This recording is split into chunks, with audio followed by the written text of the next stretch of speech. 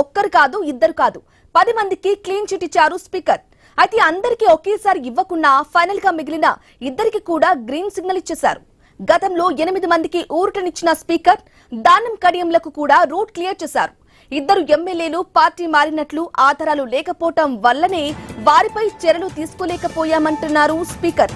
అటు క్లియరెన్స్ పొందిన ఎమ్మెల్యేలు కడియం శ్రీహరి, దానం నాగేందర్లు స్పందించారు. గతంలో పార్టీ ఫిరాయింపులను ప్రోత్సహించిందే బీఆర్ఎస్ పార్టీ అంటూ ఎదురుదాడికి దిగారు. పార్టీ ఫిరాయిస్తే షోకాజ్ నోటీసులు ఇవ్వాలని అన్నారు. కానీ తమకు ఎలాంటి నోటీసులు రాలేదని చెప్పారు. బీఆర్ఎస్ ఎల్పీకి ప్రతి నెల తమ జీతం నుంచి 5,000 రూపాయలు జమవుతున్నాయని కడియం స్పష్టం చేశారు.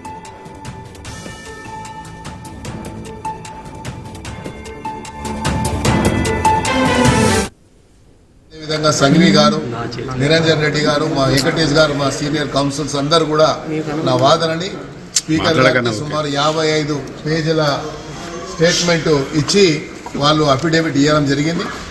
నేను అదే చెప్పాను స్పీకర్ గారికి కూడా, సార్ నేను మీ సమక్షంలో మీ జ్యూరిడిక్షన్లో తప్పు చేయలేదు అని చెప్పాను. మా వాదనని వారు పుణ్యంగా ఇచ్చినటువంటి నా అఫిడేవిట్ని పరిశీలించారని నేను భావిస్తున్నాను.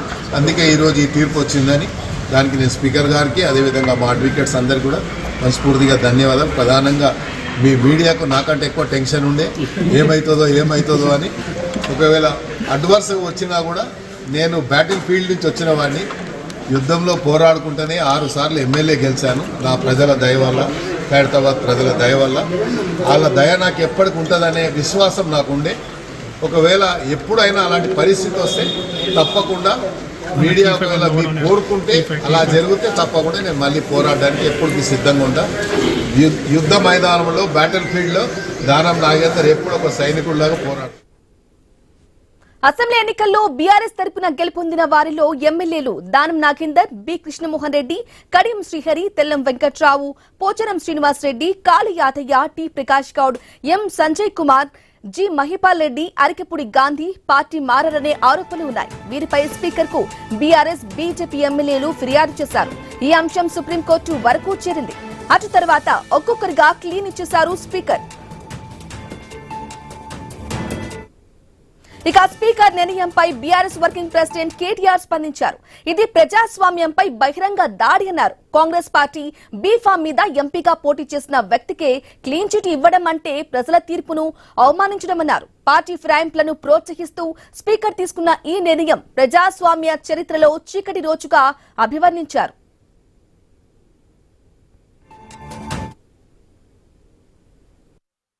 సన్మానం చేద్దాం అనుకుంటున్నాం స్పీకర్ గారికి, రాహుల్ గాంధీ గారి ఇద్దరికి బహిరంగ వేదిక మీద సన్మానం చేసి, నాకు తెలిసి భారతదేశ చరిత్రలో ఇంత అద్భుతమైన నిర్ణయం ఏ స్పీకర్ గారు తీసుకోలేదు. కాబట్టి వారికి మేము సన్మానం చేసి చప్పట్లతో, మంచి దుప్పట్లు కప్పి చప్పట్లతో సన్మానం చేసి బాగా అభినందనలు తెలియజేద్దాం అనుకుంటున్నాం. మా పార్టీ బీఫామ్ మీద ఎమ్మెల్యే గెలిచిండు, కాంగ్రెస్ బీఫామ్ మీద ఎంపీ కొట్లాడిండు. ఇంకేముందన్న విచారణ చేయనికే? 2 కూడా ఎలక్షన్ కమిషన్ వెబ్సైట్లు ఉన్నాయి. ఏ బీఫామ్ మీద ఎమ్మెల్యేకి పోటీ చేసిండో ఉంది, ఏ బీఫామ్ మీద ఎంపీకి పోటీ చేసిండో ఉంది. అది కూడా స్పీకర్ గారు రిజెక్ట్ చేసిందంటే అందుకే ఆయనకు తప్పకుండా సన్మానానికి ఆయన అర్హుడు.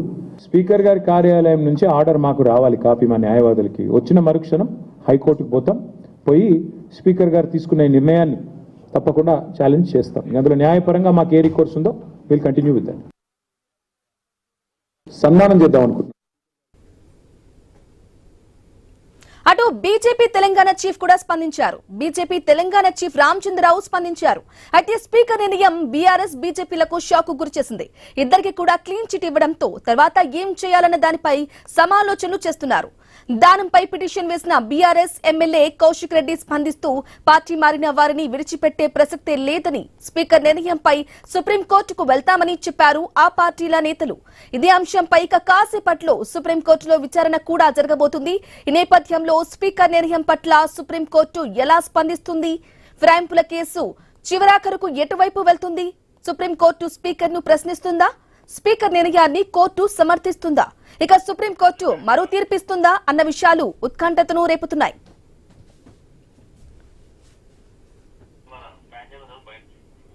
రైట్, ఇక ఈ విషయానికి సంబంధించిన డిస్కషన్ మా కొలీగ్ హిమబిందు మరిన్ని డీటెయిల్స్ అందిస్తారు. Himabindu, good morning, over to you. Very good morning Brahmani. Telangana అసెంబ్లీలో బీఆర్ఎస్ ఎమ్మెల్యేల అనర్హత పిటిషన్ వ్యవహారం ఇప్పుడు ప్రస్తుత రాజకీయంగా అలాగే న్యాయపరంగా కూడా చాలా వరకు కూడా చర్చకైతే దారితీసిన విషయం. సో అసెంబ్లీ స్పీకర్ గడ్డం ప్రసాద్ కుమార్ ఖైరతాబాద్ ఎమ్మెల్యే దానం నాగేందర్ అలాగే స్టేషన్ ఘనపూర్ ఎమ్మెల్యే కడియం శ్రీహరికి సంబంధించి కూడా అంటే క్లీన్ చిట్ ఇచ్చారు. పార్టీ మారారంటూ కూడా సరైన ఆధారాలు లేవంటూ కూడా క్లీన్ చిట్ ఇవ్వడం జరిగింది. గతంలో 8 మంది ఎమ్మెల్యేలు అంటే బీఆర్ఎస్ నుంచి గెలిచిన ఎమ్మెల్యేలు గతంలో 8 మంది ఎమ్మెల్యేలకు కూడా క్లీన్ చిట్ ఇచ్చారు. బట్ ఈ ఇద్దరు విషయానికి వచ్చేటప్పటికి కూడా చాలా వరకు కూడా ఒక ఉత్కంఠ అయితే నెలకొని ఉంది. అంటే ఖైరతాబాద్ ఎమ్మెల్యే దానం నాగేందర్ అలాగే కడియం శ్రీహరి విషయంలో ఏ విధమైన తీర్పునిస్తారు స్పీకర్, ఎటువంటి నిర్ణయం వెలువడుతుంది అనే విధంగా కూడా చాలా వరకు కూడా అటు విపక్షాలు బీఆర్ఎస్ బీజేపీ మొత్తం అందరూ కూడా వేచి ఉన్న పరిస్థితి. ఎందుకంటే ఎట్లాంటి నిర్ణయం ఇస్తారు, ఎందుకంటే గతంలో ఆయన చాలా అంటే దానం నాగేందర్ 2024 లోక్సభ ఎన్నికల్లో సికింద్రాబాద్ నియోజకవర్గం నుంచి పోటీ చేశారు. అంటే కాంగ్రెస్ ఎంపీగా కూడా పోటీ చేశారు.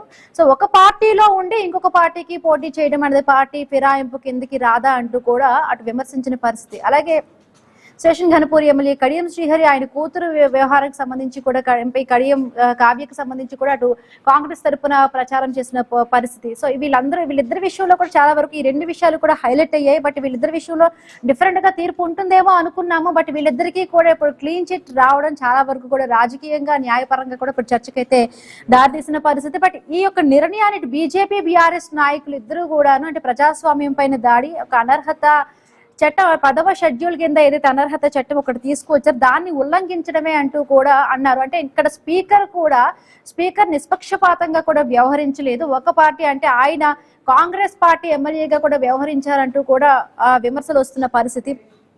ముఖ్యంగా కూడా అంటే స్పీకర్ నిర్ణయాన్ని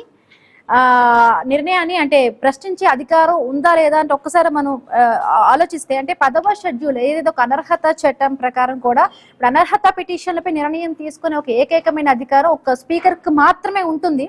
సో అది క్వాసీ జ్యుడిషియల్ బాధ్యత అనమాట. ఇంకొకటి ఏంటంటే ఇప్పుడు ఈ యొక్క విషయానికి సంబంధించిన హైకోర్టు కానీ సుప్రీంకోర్టు కానీ ఆ నిర్ణయాన్ని అనేది సమీక్షించబట్టి స్పీకర్ తీసుకున్న నిర్ణయం కరెక్టా కాదా అనేది మరి హైకోర్టుకి సుప్రీంకోర్టుకి దాన్ని సమీక్షించే వెసులుబాటు ఉంటుంది. అలాగే నిర్ణయం తప్పు నిష్పక్షపాతంగా లేదా ఆధారాలు లేవు అనుకుంటే మాత్రం డెఫినెట్ గా కూడా స్పీకర్ నిర్ణయాన్ని రద్దు చేసే అవకాశం ఉంటుంది. గతంలో ఇలాంటి కేసెస్ ఉన్నాయా లేదా ఒకసారి మనం ఆలోచించుకుంటే 1992 కిహోటా హల్లోహాన్ కేసు నుంచి కూడా ఈ యొక్క సూత్రాన్ని అయితే తీసుకోవడం జరిగింది. అంటే ఇట్లాంటి కేసెస్ కు సంబంధించి కూడా అంటే మహారాష్ట్రలో శివసేన, కర్ణాటక, హర్యానా అంటే ఇలాంటి కేసెస్ లో కూడా సుప్రీంకోర్టు నిర్ణయాలను ఒకసారి సమీక్షించి మళ్ళీ మార్చింది. సుప్రీంకోర్టు ఇలాంటి నిర్ణయాలను సమీక్షించి కూడా మార్చిన సందర్భాలు ఉన్నాయి. సో బీఆర్ఎస్ విపక్షాలు కూడా ఇది ప్రజాస్వామ్యంపై దాడి, దీనికి సంబంధించి కూడా మేము సుప్రీంకోర్టులో సవాలు చేస్తామంటూ కూడా మాట్లాడుతున్న పరిస్థితి. సో చూద్దాము. సో ఏ విధంగా కూడా స్పీకర్ నిర్ణయానికి సంబంధించి కూడా ఇటువైపు చాలా వరకు విమర్శలు వస్తున్న పరిస్థితి. సో ఇంకొక ఇంట్రెస్టింగ్ ఏంటంటే నాపై కుట్రలు చేసిన వారికి కూడా కరెక్ట్ ఆన్సర్ దొరికింది, తగిన సాహస జరిగిందంటూ కూడా దానం నాగేందర్ కూడా మాట్లాడడం జరిగింది. సో క్లీన్ చిట్ పై చాలా వరకు కేటీఆర్ గానీ బీజేపీ నాయకులు కానీ అందరూ కూడా విమర్శిస్తున్న పరిస్థితి. సో మాట్లాడదాం. మనతో పాటు జాయిన్ అయ్యారు మాజీ ఉప ముఖ్యమంత్రి బీఆర్ఎస్ నాయకులు తాటికొండ రాజీవ్ గారు జాయిన్ అయ్యారు. సో మాట్లాడదాము. అసలు స్పీకర్ నిర్ణయాన్ని ఏ విధంగా చూస్తున్నారు? సో అది చట్టబద్ధంగానే ఉంటుందా లేకపోతే రాజ్యాంగంగా అంటే ఏదో రాజకీయంగా కూడా చాలా ఒత్తిడిలోనే ఆయన ఏం తీసుకున్నారా? సో చూద్దాము. సో ఉప ఎన్నికలు వస్తే దాన్ని బట్టి కూడా పోటీ చేయలేక కూడా ఈ విధంగా నిర్ణయం తీసుకున్నట్టు అటు కూడా మాట్లాడుతున్న పరిస్థితి. సో మాట్లాడదాము డీటెయిల్ గా. చిన్న బ్రేక్ తీసుకుందాం, బ్రేక్ తర్వాత కంటిన్యూ చేద్దాం.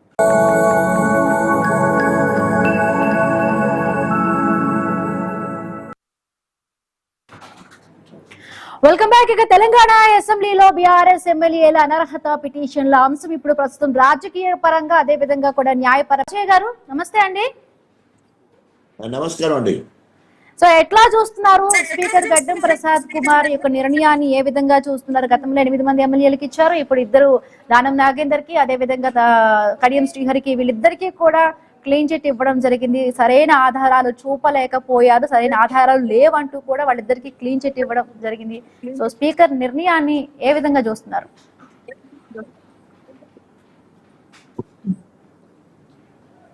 స్పీకర్ గారు రేవంత్ రెడ్డి గారి చేతిలో కీలు బొమ్మలాగా, అదేవిధంగా రాహుల్ గాంధీ గారు ఏ రకంగా స్క్రిప్ట్ చేస్తే దాన్నే చదివినట్టు కనబడతా ఉన్నది. ఎందుకోసం అంటే ఈరోజు కడియం శ్రేణి కానీ లేదా దానం నాగేందర్ కానీ క్లియర్ కట్గా వాళ్ళు అనేక సందర్భాలలో, ఆయనేమో ఎంపీగానే పోటీ చేయడం జరిగింది దానం నాగేందర్ గారు. ఈయన బిడ్డ ఎంపీ చేస్తే అనేక సార్లు బహిరంగ సభలో మాట్లాడడం జరిగింది. అంతేకాకుండా ఈరోజు కాంగ్రెస్ను భారీగా మోస్తూ బీఆర్ఎస్ పార్టీని విమర్శిస్తూ అనేక సందర్భాలలో నియోజకవర్గంలో మాట్లాడడం జరిగింది. ఇంకా ఒక మాట ముందుకెళ్ళి నేను సంవత్సరం కిందనే రేవంత్ రెడ్డి సమక్షంలో కాంగ్రెస్ పార్టీలో చేరినని చెప్పేసి కడియం శ్రేణి గారే చెప్పడం జరిగింది. ఇంకా ఎవిడెన్స్ అంటే ఓన్లీ ఇక్కడ ఏమంటారు, నైతిక విలువలు ఉంటే ఒక్కసారి అభివృద్ధి కోసం నేను కాంగ్రెస్ పోయింది అని చెప్పేసి మరి ఎమ్మెల్యేలు చెప్పినప్పుడు దానికి కట్టుబడి ఉండి రేవంత్ రెడ్డి కూడా మరి ఈరోజు మీ అధికార పార్టీ అని మీ దగ్గరికి వస్తే నిస్సిగ్గుగా రేవంత్ రెడ్డి మేము అభివృద్ధి కోసం మాత్రమే కాంగ్రెస్కి వచ్చినాము, మేము బీఆర్ఎస్లో ఉండమని చెప్పమని ఎమ్మెల్యేలకు చెప్తే ఆ చిలుక పలుకులే మరి స్పీకర్ దగ్గర ఈ ఎమ్మెల్యేలు అందరూ కూడా చెప్పిన మాట. ఈరోజు ఎవరేమనుకున్నా ఈ 2 సంవత్సరాల కాడి నుండి ఈ 10 మంది ఎక్కడ కూడా బీఆర్ఎస్ పార్టీ ఇస్తున్న పిలుపు మేరకు ఆందోళన కార్యక్రమాలు కానీ, తెలంగాణ భవన్లో జరిగే కార్యక్రమాలకు కానీ, లేదా ప్రధాన ప్రతిపక్షంగా మరి ప్రజాపాలన అంటూ ప్రజా కంటక పాలన మీద ఎక్కడన్నా మాట్లాడిన సందర్భం లేదు. కాంగ్రెస్ ప్రభుత్వానికి అనుకూలంగానే మాట్లాడడం జరుగుతుంది తప్ప వాళ్ళు ఎక్కడ కూడా మరి బీఆర్ఎస్ పార్టీ నాయకులు లెక్క కానీ కార్యకర్తల లెక్క కానీ లేదు. వాళ్ళ నియోజకవర్గాల వారి పరిస్థితి నా గర్కా నా ఘాట్కా. వారు కాంగ్రెస్లో ఉన్నారంటే చెప్పలేరు, అదేవిధంగా బీఆర్ఎస్ పార్టీ అంటే చెప్పలేరు. హైదరాబాద్ పోతే బీఆర్ఎస్ పార్టీ అంటున్నారు, బీఆర్ఎస్ పార్టీ ఎమ్మెల్యే అంటున్నారు. అదే కాన్స్టిట్యున్సీకి వస్తే కాంగ్రెస్ ఎమ్మెల్యే అని చెప్పేసి మాట్లాడే కార్యక్రమం. పెండ్లొక్కరితోటి సంసారం ఒక్కరితో లెక్క ఈరోజు వాళ్ళ వ్యవహారం కనబడతా ఉన్నది. కానీ ఫిరాయింపుల చట్టం ఏమంటుందంటే ఒక పార్టీ నుండి గెలిచినప్పుడు ఒకవేళ పార్టీ నాయకత్వం ఇష్టం లేకున్నా, ఆ పార్టీ ఇష్టం లేకున్నా, పార్టీ విధానాలు ఇష్టం లేకపోతే ప్రాథమిక సభ్యత్వానికి రాజీనామా చేయాలి. ఆ పార్టీ ద్వారా సంక్రమించిన పదవికి ఎమ్మెల్యే చేసి మళ్ళీ మరి నువ్వు ఏ పార్టీ ఎంచుకుంటే ఆ పార్టీకి ఫ్రెష్గా ఎలక్షన్లో పోయి ప్రజా తీర్పు కోరాలి. ఉదాహరణకి నేను కాంగ్రెస్ అధికారంలో ఉన్నప్పుడు, కేంద్ర రాష్ట్ర ప్రభుత్వాల అధికారంలో ఉన్నా కూడా ఆనాడు తెలంగాణ రాష్ట్ర సాధన కోసం కాంగ్రెస్ పార్టీ ఎమ్మెల్యే పదవికి ప్రాథమిక సభ్యత్వానికి రాజీనామా చేసి బీఆర్ఎస్ పార్టీలో జాయిన్ అయ్యి తెలంగాణ కోసం అని పోయినప్పుడు ప్రజలు బ్రహ్మరథం పట్టారు. అంతకుముందు 11,000తో గెలిస్తే తర్వాత 33,000తో, తర్వాత 58,000తో, తర్వాత 37,000తో అట్లా ఘన విజయాలు ఇవ్వడం జరిగింది. ఒకవేళ మీరు తీసుకున్న నిర్ణయం కరెక్ట్ అయినప్పుడు, మీరు కాంగ్రెస్లో అభివృద్ధి కోసం అని చెప్పి పోయినప్పుడు దాన్ని గొప్పగా ఆ రేవంత్ రెడ్డి గారు మిమ్మల్ని మొయ్యాలి, మీరు రేవంత్ రెడ్డిని పోవాలి, మీరు ప్రజా తీర్పు కోరాల్సింది. కానీ మేము ఇక్కడ క్లియర్గా చెప్తాను, మేము బీఆర్ఎస్ పార్టీలోనే ఉన్నాం, మేము రాజీనామా చేయలేదు, వాళ్ళు కూడా మాకు షోకాజ్ నోటీస్ ఇవ్వలేదు అని చెప్పేసి కొన్ని టెక్నికల్ అంశాలు మాత్రమే చెప్పడం జరుగుతుంది. అది కరెక్ట్ కాదు. ఎందుకంటే నైతిక విలువలు కానీ, రాజ్యాంగం మీద కానీ, ప్రజాస్వామ్యం మీద గౌరవంగా అనుకునేదంటే ఇప్పటికైనా వాళ్ళు వారి పదవికి రాజీనామా చేసి మళ్ళీ ప్రజా తీర్పుకుంటే ఇసుమంతైనా వాళ్ళు పోగొట్టుకున్న ప్రతిష్ట కానీ, పరువు కానీ మిగులుతుంది. లేకపోతే తప్పకుండా ప్రజల చేతిలో గుణపాఠం తప్పదు. ఒకవేళ ఇదే తీర్పు అయ్యేది ఉంటే తప్పకుండా మేము కోర్టు ద్వారా హైకోర్టు కానీ, తర్వాత సుప్రీంకోర్టు కానీ వెళ్తాం. రాహుల్ మరి అక్కడ రాయ్ అని చెప్పేసి కలకత్తా హైకోర్టు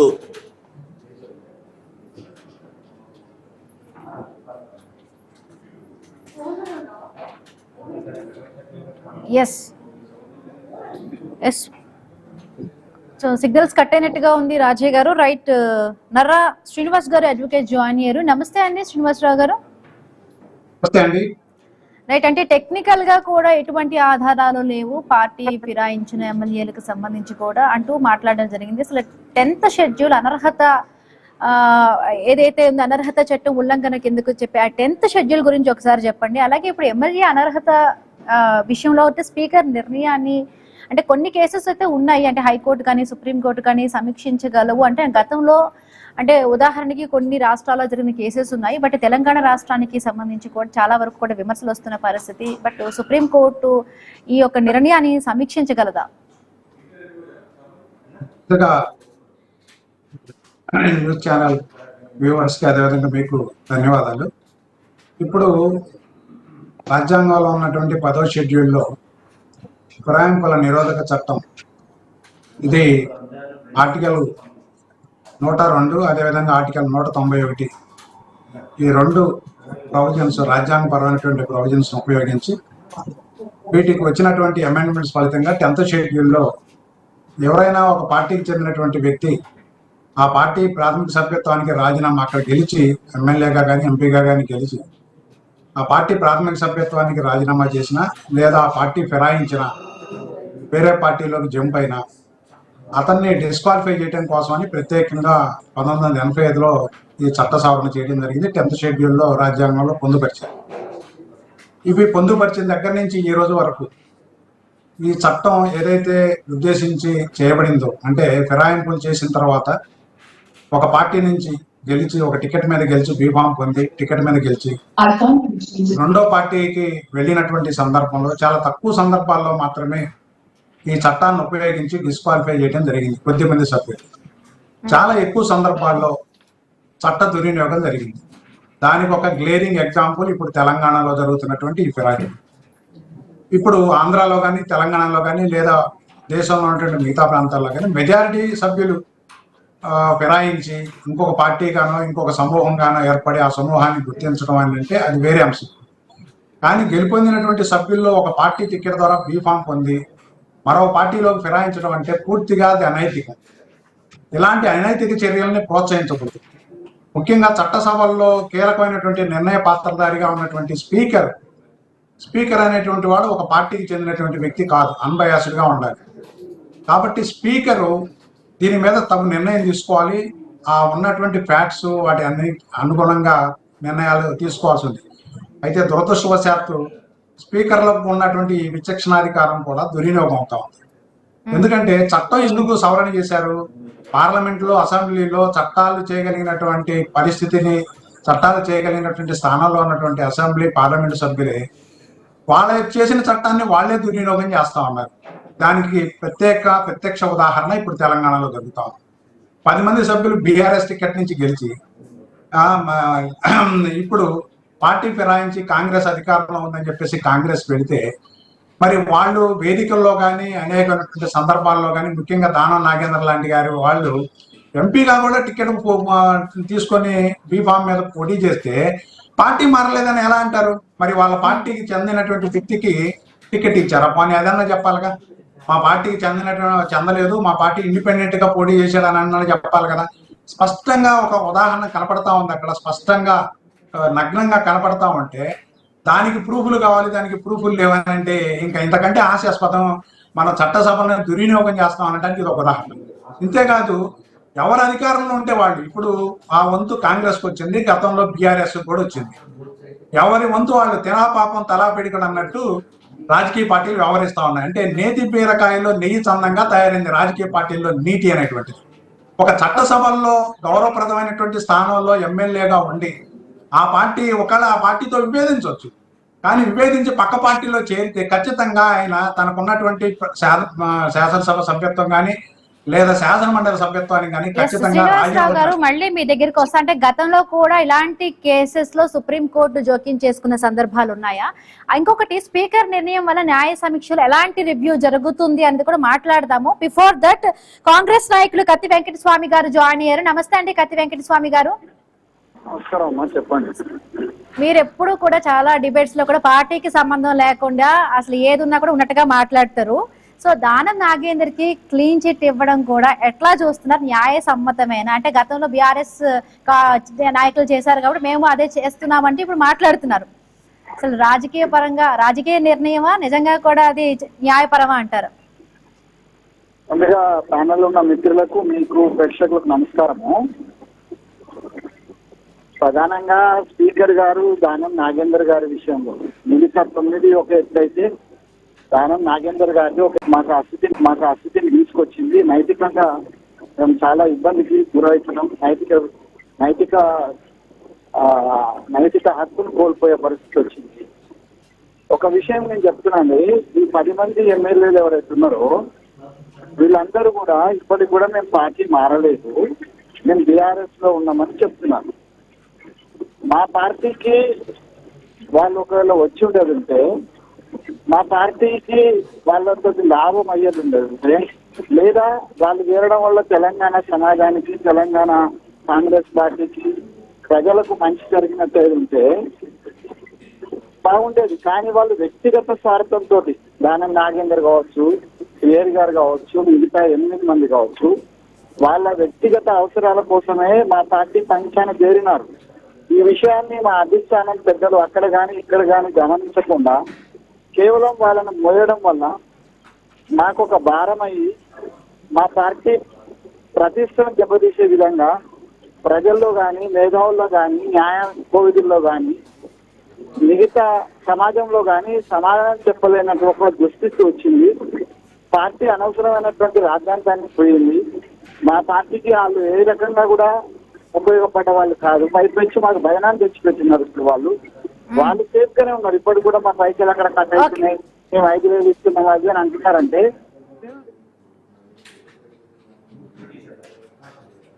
రైట్. తాటికొండ రాజీవ్ గారు, అంటే ఇప్పటికే స్పీకర్ వ్యవస్థ రాజకీయ ప్రభావం అవుతుందంటూ కూడా అంటున్నారు. సో ఏం చేయబోతున్నారు నెక్స్ట్? అంటే సుప్రీంకోర్టులో కూడా సవాల్ చేస్తామంటున్నారు. సో తప్పకుండా ఇది ఎక్కడైనా కూడా రాజ్యాంగాన్ని పరిరక్షించే బాధ్యత సుప్రీంకోర్టు మీదే ఉంటది. ఎందుకంటే ఇది రాజ్యాంగ 52వ సవరణ చేసి 10th షెడ్యూల్లో పెట్టడం జరిగింది. క్లియర్ గా వెంటనే తేల్చేయండి అని చెప్పడం జరిగింది. కానీ స్పీకరు మరి ఆ న్యాయాన్ని తన చేతిలో తీసుకొని కాంగ్రెస్ వాళ్ళు చెప్పు చేతుల్లో పనిచేయడం జరిగింది. నిజంగా నిన్నటి రోజు ఒక బ్లాక్ డే, ఒక స్పీకర్ గా, ఒక ట్రిబ్యునల్ గా ఉండవలసిన స్పీకర్ గారు మరి కాంగ్రెస్ కార్యకర్త లెక్క పనిచేయడం జరిగింది. సో తప్పకుండా దానికి సంబంధించిన కాపీ కూడా, జడ్జిమెంట్ కాపీ కూడా ఇంతవరకు ఇవ్వలేదు. అవి ఇచ్చిన తర్వాత తప్పకుండా మరి న్యాయ నిపుణుల సలహా మేరకు హైకోర్టుకు, అవసరమైతే అక్కడి నుంచి వెళ్ళి సుప్రీంకోర్టుకి వెళ్ళి అక్కడే తేల్చుకుంటాం. ఎందుకంటే ఇంతకుముందు చెప్పినట్టు ముకుల్ రాయ్ అని చెప్పేసి కలకత్తా హైకోర్టు వెస్ట్ బెంగాల్లో ఈ మధ్య కాలంలోనే ఒక ఎమ్మెల్యేకు అక్కడ అనర్హత వేట వేయడం జరిగింది. సో దాన్ని బేస్ చేసుకుని అనేక తీర్పులు ఉన్నాయి. సో తప్పకుండా కొంత కాలయాపన అవుతుంది కావచ్చు, కానీ తప్పకుండా మరి ఈ రోజు ఎవరైతే 10 మంది ఎమ్మెల్యేలు ఉన్నారో వారందరిపైన ప్రత్యేకంగా దానం నాగేందర్ కడివిశ్వర్ మీద తప్పకుండా వారికి బహిష్కరణ వేయబడుతుంది.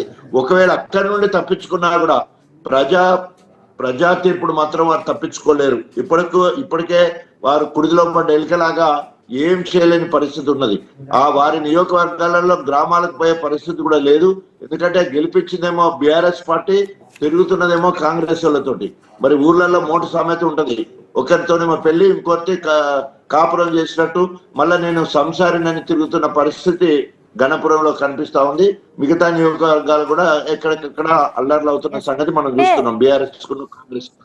రాజయ్య గారు, అంటే ఇప్పుడు స్పీకర్ నిర్ణయాన్ని ఆ కోర్టు అనేది సమర్థిస్తుందా, లేకపోతే వేరొక తీర్పు వచ్చే విధంగా కూడా ఉంటుందా? ఎట్లా ఉంటుంది అనుకుంటున్నారు మీరు?